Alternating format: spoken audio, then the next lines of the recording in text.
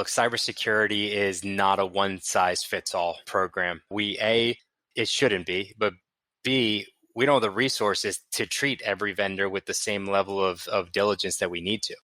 Welcome to the Innovation and Compliance Podcast, part of the Compliance Podcast Network. Join us every week as we talk with industry innovators who are making compliance to help business run more efficiently and at the end of the day, more profitably. Here's your host, Tom Fox. Hello, everyone. This is Tom Fox back for another episode. And today I have with me Ishan Girdhar. Ishan has some really interesting thoughts for us on the next era of work.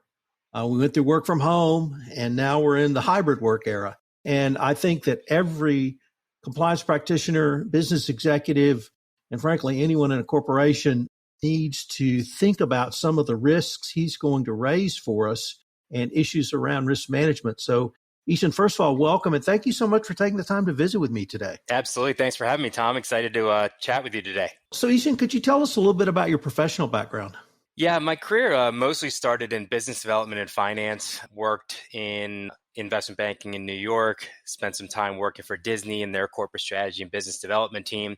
And then I got into the entrepreneurship world and started a company where I was selling software to hospitals. And I was a third-party vendor connecting to their infrastructure and their networks. So obviously, it was my first foray into the risk and compliance space. And in 2016, I started a company called Priva. We were the third-party risk management software product. We built that, grew that business really in the legal industry, and then parlayed that into the financial services sector. About a couple months ago, we got acquired by Smarsh. And so really excited to take our product and expand that. And right now, I'm still the CEO of Priva under the larger Smarsh brand, also working with a company called Entreta. And at the end of the day, we're just trying to build a single product around risk compliance, both internal as well as external risk. Ishan, in addition to the conversation we're going to have about the era of hybrid work, third-party risk and third-party risk management is generally seen as the highest risk in every form of compliance. So this podcast goes out to a wide variety of compliance professionals and practitioners, but whether they be in anti-bribery, anti-corruption, whether they be in healthcare, whether they be in AML, whether they be in export control, or whether they be in, you name the compliance, third-party risk is always one of the highest risks. So I was really intrigued by your professional background and how you're going to be able to bring some of those insights forward. But if I could start with the era of hybrid work. As I mentioned, we went to working from home, WFH, then to return to work, and now we're in yet another era, the era of hybrid work. What is it? Is it here to stay, or are we going to continue to evolve? Yeah, I mean, that's one of the biggest and sort of most interesting aspects that COVID brought. It did introduce this era of hybrid, and it was really hit us in real time. No time to plan, and it was just react. What previously took years, sometimes even decades, to understand a shift in a corporate and work environment really happened in a matter of 2 days. And all of a sudden, you had companies in highly regulated industries and non-regulated industries all of a sudden have to adapt. The answer to your question is, yeah, I don't think it is going anywhere. I definitely see a lot more companies going back to the office. But I think as soon as you have an employee who's going back 5 days a week, they realize that 2 or 3 days of working from home is more efficient from a commute perspective and from a productivity perspective and frankly, from a mental health perspective. So I think that we are in an era that's going to stick around, and we really have to figure out how to continue and maintain tools and managing risk around virtual collaboration and communication technologies. What we call is this virtual supply chain. How do we make sure that all of our employees are connected, but doing it in a secure way? And so I don't think it's changing. I think a lot of people already moved to different cities where their job was.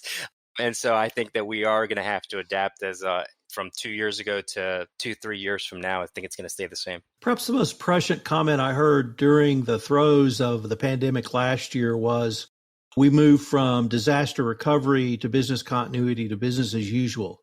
And most people accept that phrasing now and formulation, but they think about that in terms of regulatory risks or other risks. But the hybrid work era risk brings yet another set of risks. So I was wondering if we might explore what are some of the risks you see based upon the new technology that we are now all used to starting with the work from home era, but have become really ubiquitous in the corporate life. What are the risks and perhaps some of the risk management strategies you advocate? Yeah, I mean, I think when you have people working from home and working remotely, access to sensitive information grew exponentially. One of the things that we talked about was many people have devices like Alexa or Google Homes. Those are devices that are recording every conversation that's happening in your home. So one of the policies that we saw come out from an internal risk management perspective was having to make sure that you're not doing work in the vicinity of one of those types of devices. Another was making sure that your computers are locking on a very set interval. If a spouse or a child gets access to a laptop and there's sensitive information, that's another important risk that we need to understand. Dust is settled in the sort of the wild, wild west of managing risk across working from home environments. And I think the regulators, to your point and what you were talking about earlier, have adapted as well. We can't compromise how we're doing business, but I think that the regulators are also trying to figure out how to adapt to this new environment, understanding what tools, what technologies are now sufficient in order to achieve and maintain both regulatory as well as cybersecurity risk and compliance. So what are some of the risk management strategies you either advocate or you've seen successfully used, particularly around one of my concerns is the communications that you have to make to people to remind them of that. But how do you keep your communications focused, but not give sort of what I would call compliance overload, leading to compliance fatigue? And it's just, oh yeah, another message from comms. Don't let my child on the laptop. How do you really deal with something like that? I don't think compliance fatigue is ever going away. I think it's only getting worse. We joke that says there's so many more eyes and ears on risk and compliance today than there ever has been. And I don't think that's changing. I think every employee has the title of Chief Compliance Officer now as well, because if they're not acting as the steward and maintaining and adhering to our policies, we're going to be in trouble. I think a couple of things that I talk about when we talk about some of the tips and how we're expanding compliance supervision practices. One is making sure that you're truly able to capture communication across your organization. We have employees who are now working in Zoom meetings, but now sending text messages to clients and sending WhatsApp messages to clients and employees. So really making sure that we are creating a unified network of devices and communication technologies to make sure that we are able to capture everything. God forbid that there ever is some sort of incident, being able to make sure that we have good tools in place to capture all the dialogue, be able to transcribe voice into a searchable database. And I think that's one of the things that we've seen is really making sure that your tech stack has the right capabilities to capture information and communication across your network.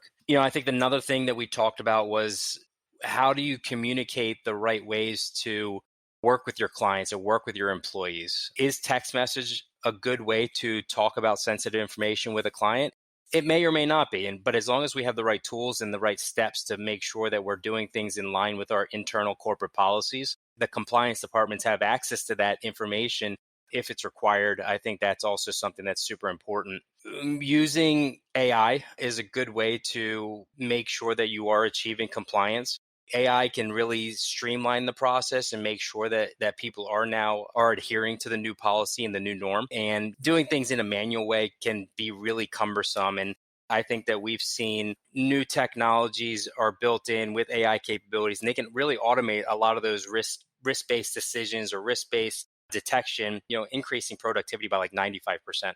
Yeah, I really appreciated your remarks around capturing the documentation and the messaging for regulators, because that's one thing the regulators I look at and follow have said throughout 2020 is you have to be able to capture that. And if we come knocking or there's a violation or there's an enforcement action, we're going to expect, full documentation of what was done, what was said, and the decisions that came out of that. So the other thing that really struck me there is, we'll go into this in a little more detail. You mentioned, say, I have Tom Fox Company and I'm on with a customer, or I'm on with a contractor who's going to talk to a customer. There's a whole nother level of risk. And we're going to talk about third-party risk management, but it seems to me the level of risk is far beyond company to company.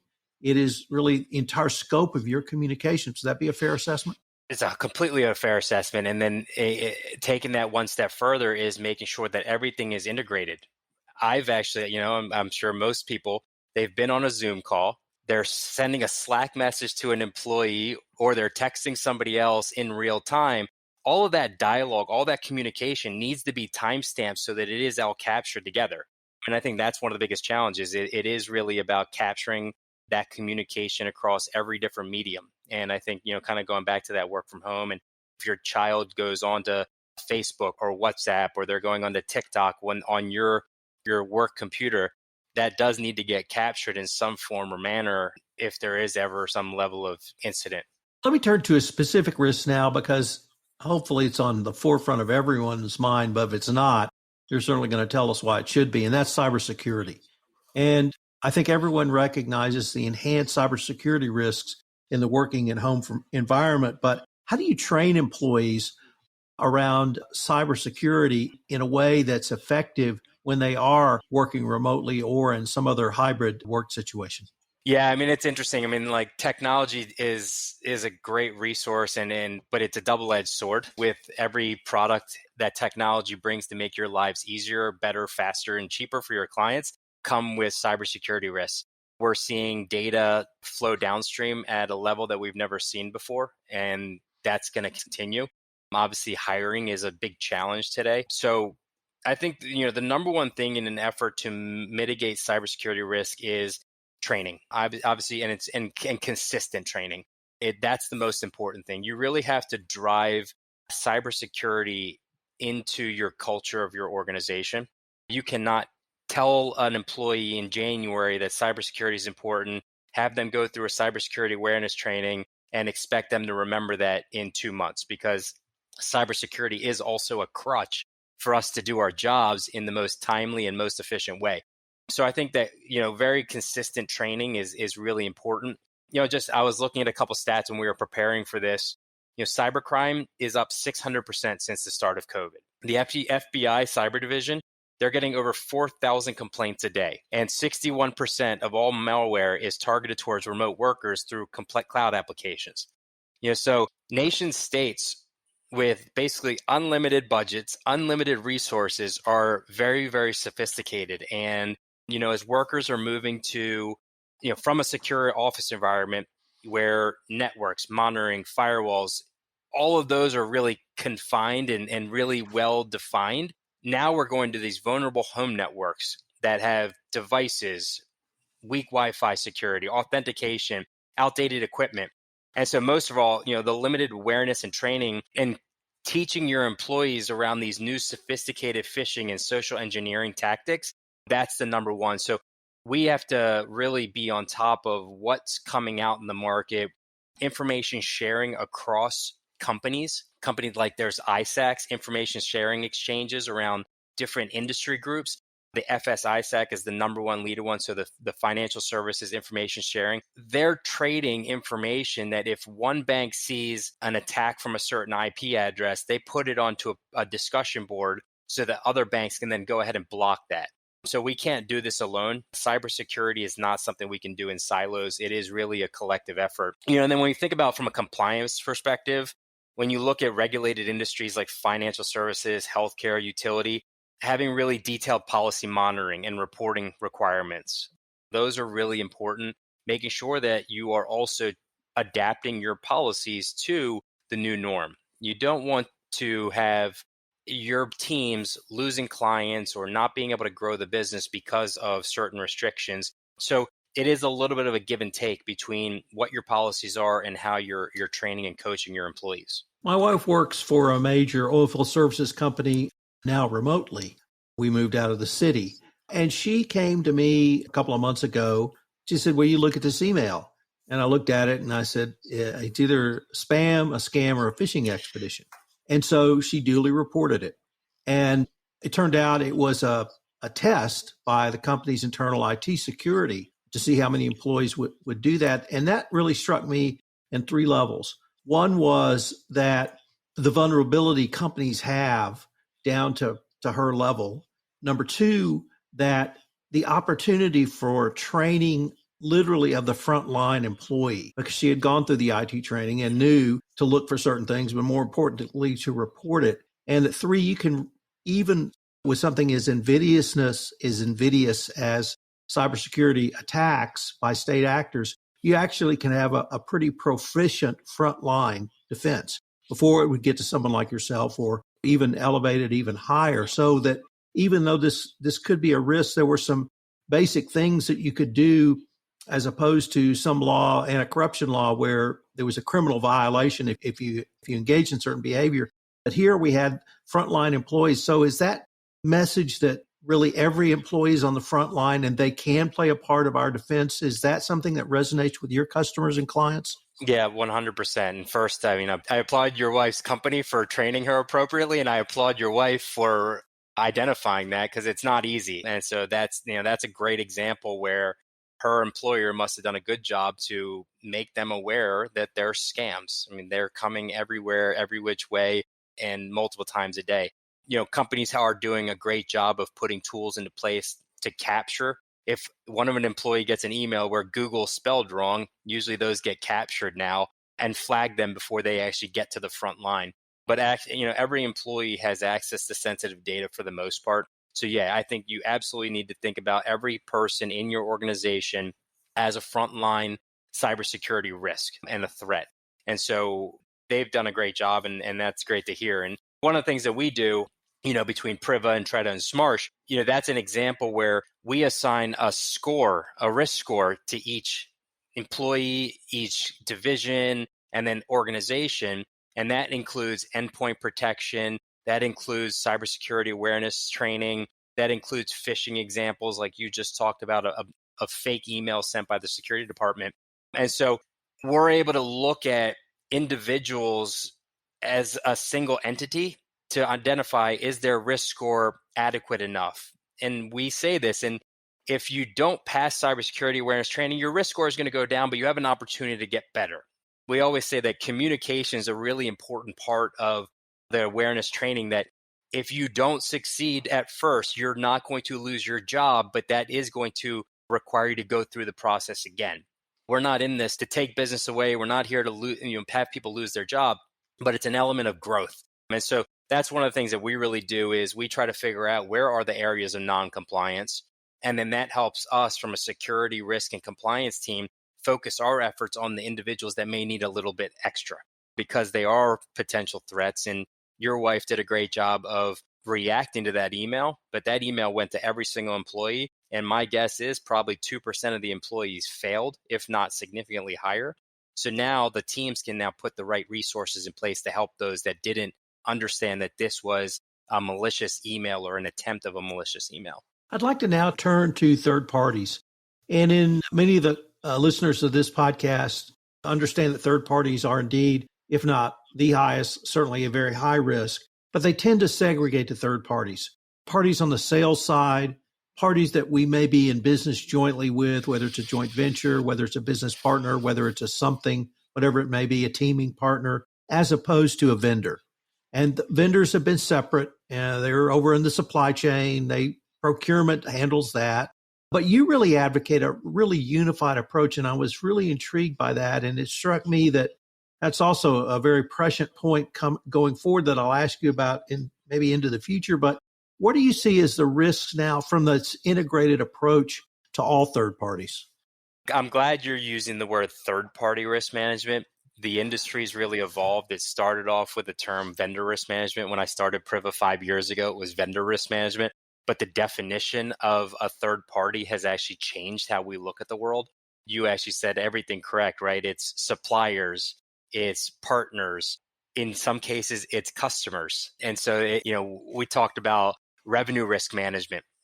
Even those companies where technology companies have, if you look at Facebook, they have thousands of companies that access that data through an API, and they're paying Facebook a fee. And that's actually revenue for Facebook. That's also potentially a risk. And so it really is an interesting perspective of how you think about where your data is within your own four walls. Then you have to think about where it's going. How is it leaving your environment? Where is it going? What's the sensitivity of that data, whether it's PII or PHI, health information? Is it client data? Is it employee data? Is it IP related data? And so there's so many different elements that you think about when you put it into a matrix to quantify risk, especially when it's leaving your four walls. One of the biggest challenges with third-party risk management, you have a say, but you don't have full authority in enforcing change. As a small company, if Google is doing something that you don't like from a cybersecurity perspective, I'm guessing you don't have a lot of pull to tell them to change their security policy. And so third-party risk management is a two-way street. You always have to identify what, as a company, as the custodian of the information that you're sending to a third party, you have to understand what are your minimum baselines, what are cybersecurity controls are non-starters for you, and then what are risks that you're willing to accept, and what are your exception protocols in order to accept that. For example, if I'm sending my information to a third party and they've never done a third-party penetration test, meaning nobody's ever tried to actually break into their network, that would make me a little uncomfortable. That means that if they've never tested themselves, how do I know that they're not a vulnerable attack? That doesn't necessarily mean that I won't use that vendor, but that does create an environment where, from a compliance perspective, from a regulatory perspective, you need to have that very well documented. You need to go through the certain levels of exception protocols. That's not a decision that a security and risk team can make independent of a business or management or potentially the board. If you are sending very sensitive data to a third-party vendor, you want to have management and leadership as part of that conversation that says, this vendor does pose a potential risk to us. How are we going to manage it? Is our insurance carrier aware of it? Because obviously now with security issues coming up and security incidents happening over and over, the cybersecurity insurance is becoming a big challenge. You do not want to have an insurance company be able to make a claim that you didn't follow the protocols in your application and that's not covered. So there's so many different complexities to this challenge that we're facing. And unfortunately, kind of like COVID, we're trying to figure it out on the fly. And I think that insurance companies, cybersecurity insurance companies are as well. There's enough data for them to know that a 19-year-old driving a red Honda in downtown Baltimore, Maryland, what's the risk? We do not have 100 years of data to see what's the potential cost and risk of China trying to hack into a community bank and, across 10 different vendors. And so that's what we're trying to figure out. And that's why third-party risk management is super exciting. And that's why we're really excited to be part of Entreta and Smarsh, is to help our clients really, as we kind of say, protect the truth, both within your own four walls, but then also making sure that we are understanding and able to manage the risk when the data leaves our system. And going back to that communication and that storage and that reporting and documentation part of it. Let me turn the focus just a little bit, because you said something that intrigued me. I'm typically a vendor when someone hires me, and I have filled out numerous cybersecurity vendor request forms. Not once has anyone called to verify. Not once has anyone called to test. I've never been audited. Maybe I'm viewed as low risk, and if so, it's somebody's assessed my risk, and that's appropriate. But it strikes me that third-party risk management is not simply identifying protocols and processes within your own company. It is doing the same with people you do business with. So how do you help a company think through not simply due diligence on a proposed vendor, but an ongoing oversight and management of that cybersecurity risk on a go-forward basis? Yeah, I mean, you brought up a great point. Look, cybersecurity is not a one-size-fits-all program. It shouldn't be, but B, we don't have the resources to treat every vendor with the same level of diligence that we need to. Yes, you're a low risk, Tom, and I'll give you that. So you're absolutely correct there. When we go through the process of evaluating our third-party network from a risk perspective, we do something that's called an inherent risk analysis. What we do is we involve the business that's engaging with that third-party vendor to really answer a series of questions that state, who is this vendor? How long have they been around? What type of data are we sending them? Will they have access to our infrastructure, our network? And then one that's actually sometimes missed, will this vendor be on site? Because physical access is actually a major cybersecurity risk. So if we go through that criteria, what our clients generally do is they're going to put them into different categories of tiers. So tier one will be your mission critical vendors, vendors that have access to the most sensitive data, that if they had a cybersecurity incident, one, it would trigger our incident response plan, a business continuity plan. We would need to notify clients, customers, or partners. And more importantly, again, going back to the insurance companies and our insurance carriers, right? So we go through that process. We categorize them into a tier 1, 2, or 3 vendor portfolio. When we think about that annual diligence, we at Priva have a phrase, the right question to the right vendor at the right time. Tom shouldn't be getting a questionnaire that talks around data encryption at rest. Tom should have a questionnaire, around what type of, you're probably not getting access to very sensitive information. So we may think about background checks and more sort of higher level risks where a tier, and so you would probably fall into that category of tier 3. Whereas if we're using a document management system or a contract management system that's really storing very sensitive information, that's one that's going to come into a tier 1 category where we do need to understand and really get into a level of diligence that is far greater than what you should receive. And when you go back to nobody's asked me or called me or followed up with your tier 1 vendors, we wouldn't ever approve a vendor without going through that level of diligence, asking them to, again, we'll pick on that question, do you have a third-party penetration test?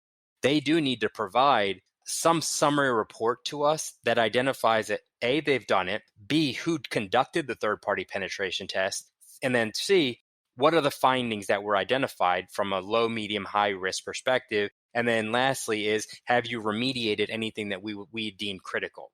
Obviously these types of artifacts and these types of documentation that validate the controls by a vendor, those are also very sensitive documents as well. So they're reluctant to send a full report, but they do and are trained now to send some level of summary. And so we will, for the tier 1s, it will be a very, very thorough diligence. Tier 2, we're going to find that middle ground. And then tier 3 is we want to really make sure that you, Tom, have thought about cybersecurity and that you actually do understand that it is an important aspect of us working together. So the title of this podcast series is called Innovation and Compliance. And I've talked to a lot of compliance professionals, entrepreneurs, technologists, and I would say everyone asks the question to the right person, the right question to the right person. You're the first person who's put a time component on that at the right time. And first of all, you get a gold star for being the first, but that's absolutely brilliant because that time component, I'm afraid, is not something that people think of as much as the other two. And they don't understand. They may understand there's some ongoing nature, but it's even more sophisticated than that. It's really the right time. And that's just great. Yeah, I mean, look, I'll tell you, and we see this all the time. What defines the right time is also Right. one of the biggest challenges, right? Is it every 12 months? So our tier 1 vendors were generally doing a diligence every 12 months. But we've all been in corporate environments where we sign a contract on day 1, and then we buy a second solution 4 months later. And all of a sudden, that second product that we just bought may be completely different, may have access to very different information, yet we don't do a diligence on the product. We did it on the vendor, but we didn't do it on the product per se. And so those are the different aspects that we really think about from a time perspective. Changes in contracts, changes in personnel. If there's a certain individual who is the main point of contact that has access to administrative access to data, that person leaves and somebody else comes in, why doesn't that trigger a whole new diligence or a level of, from a compliance perspective, making sure that they've done background checks on that person? And so those are the things that we think about from a time perspective. And I think that time, there's a balance of how often you're doing compliance checks of both internally as well as third parties without being overbearing on the vendors as well. So that's the delicate balance that we're dealing with right now in the industry. So in my world, the regulators would say you should do a risk assessment when your risks change. And the example you gave of, yes, we've looked at this vendor, but we haven't looked at this product. That's a prime example of your risks have changed. And we started this podcast talking about the speed and the change of the workplace from work from home to return to work to hybrid environment. And that to me speaks exactly of a change in risk. Doesn't mean it's good or bad. It just simply means your risks have changed and you need to assess those risks in light of this new information. So you're really onto something. Keep saying that. Yeah, no, I mean, Everybody look, needs to hear it. Yeah, no, look, I mean, let's go back to the first part of the podcast. What changed in March of 2020? We had to go from home. Do you think that, companies like Smarsh, like our company, had the right protocols in place to be able to record, document, and transcribe a Zoom call?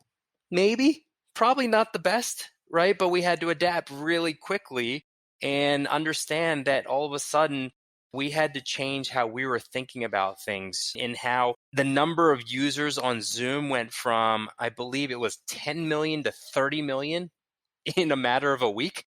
Microsoft Teams went from like 20, 30 million to over 100 million. It's amazing how we had to adapt so quickly, and not just at the corporate level, but from a compliance perspective and compliance oversight, compliance supervision perspective. Yeah, because I always say, a head in the sand when it comes to security and compliance is not good enough. Ignorance is not bliss in our world that we live in, unfortunately. So let me now ask you just to turn to that veiled land of the future. And as these risks grow and expand into 2025 and beyond, how are you counseling clients to be nimble and agile enough to be able to respond to these risks? Or are they simply saying, look, I can't think about the future. I have to think about my risks now? Yes. Yes to all of it. I think we all struggle with thinking about today, let alone 2025. And I think one of the biggest challenges right now, and I think that the way we advise our clients to thinking about the future is trying to make sure that you buying technology today that is going to be sustainable going forward. There's not enough people in the US or globally that can fill every job that we need to from a cybersecurity perspective and from a compliance perspective. We've been talking about cybersecurity. Privacy is this whole other element that we haven't even really focused on, but privacy is the next challenge that we're all going to face. So using technology to your advantage, using outsourced providers to your advantage. A lot of people hire us to be their outsourced provider around third-party risk management. They don't have the bandwidth. They don't have the resources. And then hiring is so difficult today that they need to offload some of this work in order to make sure that they're achieving the necessary compliance. But not just today, but that's really building out your budget and making sure that you have the right investments in place as you continue to grow and to continue to go into the future leading up to 2025. We're near the end of our time for this episode, but I was wondering if listeners want to know any more information on yourself, the topics we've talked about, or what you're up to these days, where could they go? Yeah. Lots of areas. I'm on LinkedIn, Ishan Girdhar. Feel free to look me up, reach out. Love to chat with you on that. You can also go to smarsh.com or entreta.com or priva.com. So a couple different resources, but if you go to smarsh.com, that's really the best place to get all the resources around risk and compliance and really how we think about helping you manage your entire architecture. Like I said, we really think about it in two lenses. One, all the data within your own four walls. And then two, when the data is leaving your own walls, how do we also manage and protect it there? I really enjoyed this podcast, and that's how I determine how good a podcast is how much I enjoy it. So I greatly hope that we can continue this conversation. Absolutely. Thank you so much for having me, Tom. If you want to stay up to date on the latest innovations in compliance and help your business run more efficiently, subscribe to this podcast and help spread the word by leaving a review.